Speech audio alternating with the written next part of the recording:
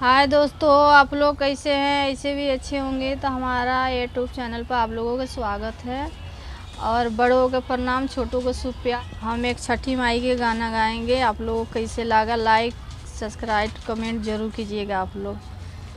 छठी मैया बैठेली अटरिया, जटा दियले फहारा।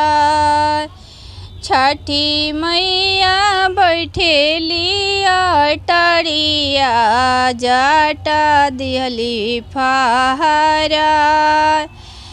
सेवा खाजी हूँ सिर सोप्ता, सेवा खा जटा दिहले बिटोर।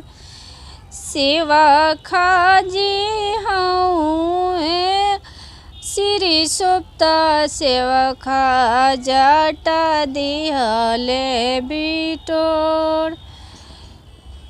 खुश हो रहुए सेवा खावा, वंश बढ़े तोहार। खुश हो रहुए सेवा खावा, वंश बढ़े तोहार।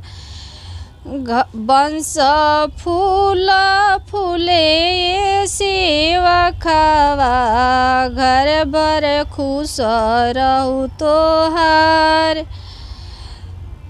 घर फूल फूले सेवा खावा, जटा दिहल बिटोर। कमेंट जरूर कीजिएगा, आगे से आगे गाना का शेयर कीजिएगा।